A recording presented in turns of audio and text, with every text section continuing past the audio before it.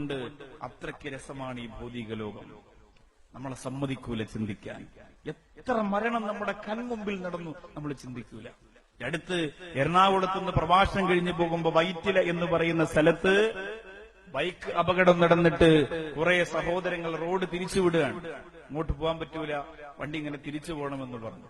അപ്പോ വണ്ടി പോകുന്ന സ്ഥലത്ത് നോക്കുമ്പോ ഗ്ലാസ് താഴ്ത്തിയിട്ട് നോക്കുമ്പോ രണ്ട് ചെറുപ്പക്കാർ ടാങ്കർ ലോറിയുടെ അടിയിൽ കിടക്കുന്നു. ഒരാള് ലോറിയുടെ ഭാഗത്തുനിന്ന് മാറിക്കിടക്കുന്നു, മറ്റൊരാള് ലോറിയുടെ ടയറിന് താഴെ തന്നെ കിടക്കുന്നു.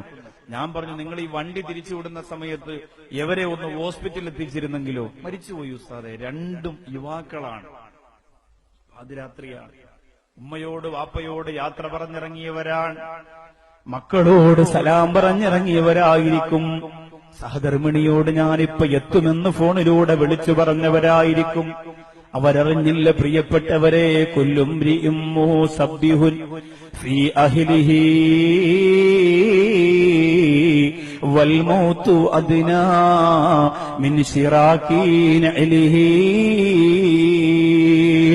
അബൂബക്കർ സിദ്ദീഖ് റളിയല്ലാഹു അൻഹു കണ്ണീരോടെ എപ്പോഴും പാടിയിരുന്നതാണ്, അല്ലാഹുവേ പടച്ചവനെ, കുടുംബങ്ങളുമായി ബന്ധപ്പെട്ടുകൊണ്ടിരിക്കുമ്പോ മക്കളെ വാരി പുണർന്നുകൊണ്ടിരിക്കുമ്പോഴാണ് അസറായിൽ വരുന്നത്. ഞങ്ങൾക്കറിഞ്ഞിരുന്നില്ല.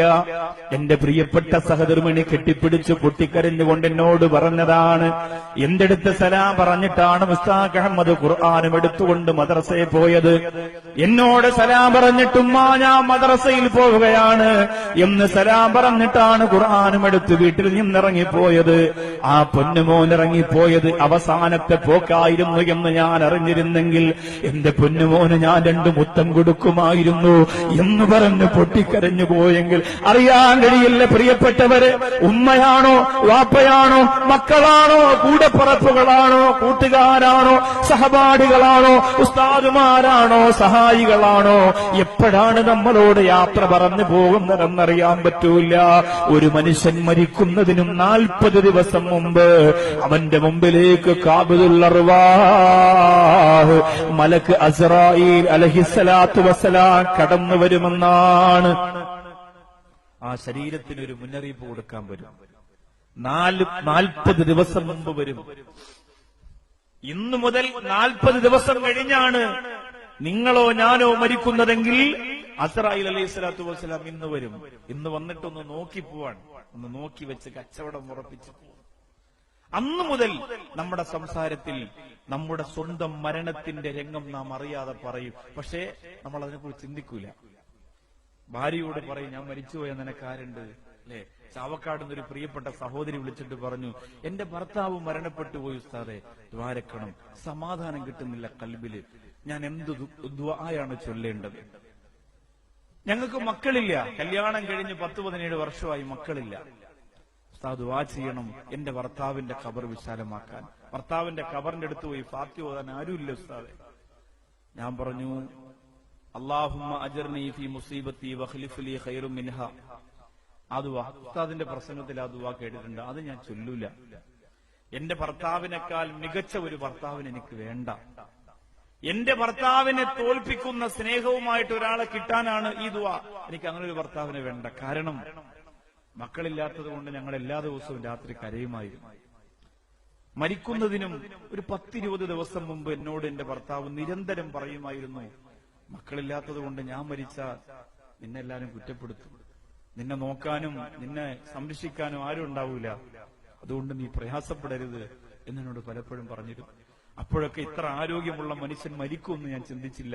പക്ഷെ വാഹന അപകടത്തിൽ എന്റെ പ്രിയപ്പെട്ടവൻ മരിച്ചു. 40 ദിവസം മുമ്പ് അസ്റായീൽ വരും. എന്നിട്ട് അതിന്റെ സൂചനകൾ അറിയാതെ അവന്റെ മനസ്സിൽ കൊടുക്കും. അപ്പോഴവൻ ഇങ്ങനെ പറയും, കളമ്പാടി ഉസ്താദ് പറഞ്ഞില്ലേ, കുറച്ച് മരങ്ങളൊക്കെ വീടിന്റെ മുമ്പേ നിന്ന് മുറിച്ചു മാറ്റണം, കുറെ ആളുകളൊക്കെ കൂടി നിൽക്കാനുള്ളതാണ്. അതൊരു സൂചനയാണ്.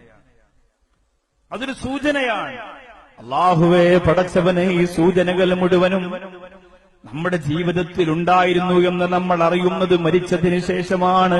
കൂട്ടുകാരികൾ പറയും ശരിയാണ്, ബന്ധുമിത്രാദികൾ പറയും ശരിയാണ്. അല്ലാഹുവേ, അയാൾ അങ്ങനെ പറഞ്ഞിരുന്നല്ലോ, അന്ന് കണ്ടപ്പോ പറഞ്ഞിരുന്നല്ലോ, അന്ന് പള്ളിയിൽ വെച്ച് പറഞ്ഞിരുന്നല്ലോ, അന്ന് കല്യാണ വീട്ടിൽ വെച്ച് കണ്ടപ്പോ പറഞ്ഞിരുന്നല്ലോ. അല്ലാഹുവേ പറഞ്ഞിരുന്നല്ലോ, കാരന്തൂര് ബാവാക്ക മരിക്കുന്നതിന്റെ അന്ന് രാവിലെ എന്റെ ഫോൺ നമ്പറിൽ എന്നെ വിളിച്ചു. അങ്ങനെ വിളിയൊന്നുമില്ല, നല്ല ബന്ധമാണെങ്കിലും വിളിച്ച് ശല്യം ചെയ്യൂല. അന്ന് രാവിലെ വിളിച്ചിട്ട് പറഞ്ഞു, ഉസ്താദേ ബാവാണ് കാരന്തൂരെന്ന് പാറന്നൂർ പ്രസംഗത്തിന് വരുമ്പോ, ഒക്ടോബർ മാസം 16-ാം തീയതി പാറന്നൂർ പ്രസംഗത്തിന് വരുമ്പോ എന്റെ വീട്ടിൽ വന്നിട്ട് വേണം ഉസ്താദ് പോകാൻ.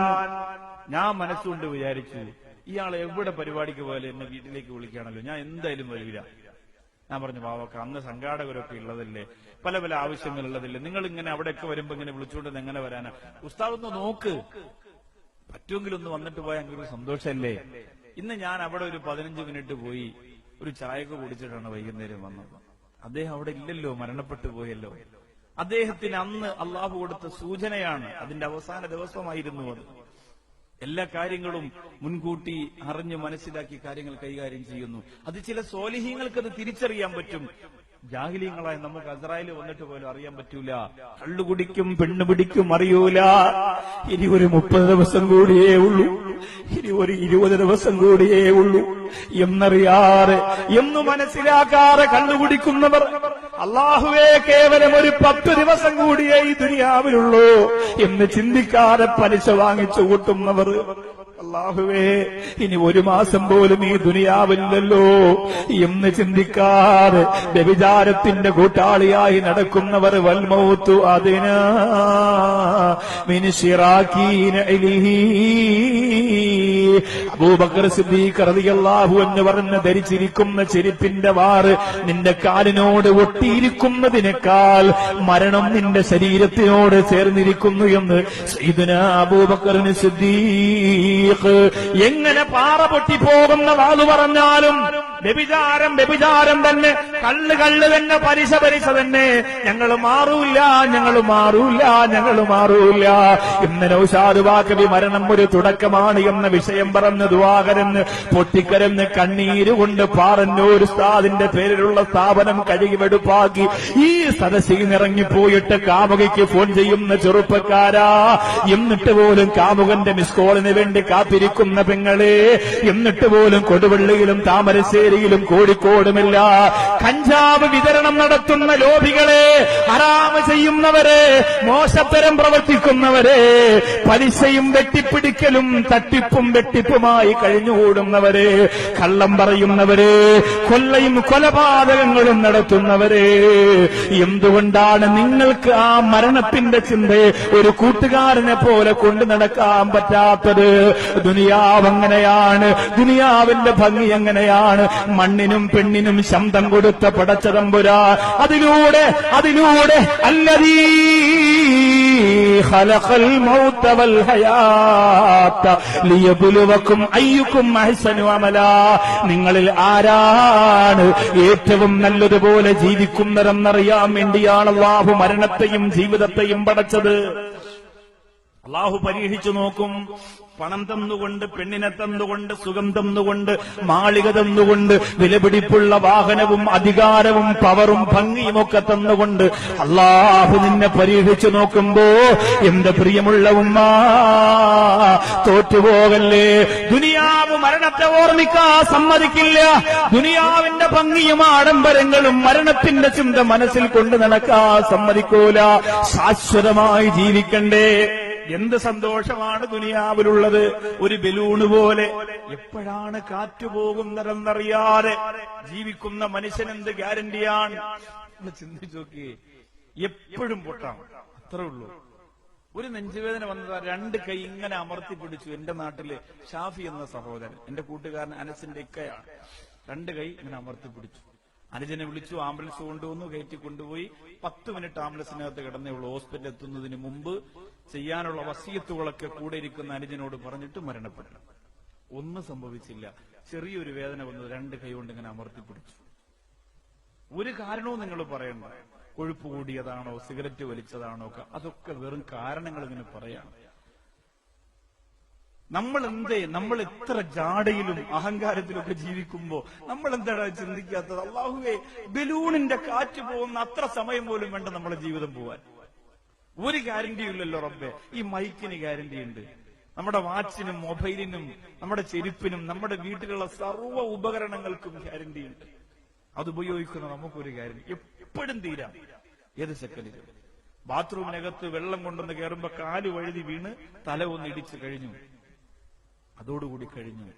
പത്രാസിൽ ജീവിച്ചവർ, കോടികളുടെ ആസ്തി ഉണ്ടായിരുന്നവർ, ഒന്നും കൊടുക്കാതെ പിടിച്ചതാ ഇതിനുവേണ്ടി വസ്തു കൊടുത്തവരൊക്കെ എത്ര ഭാഗ്യവാന്മാർ.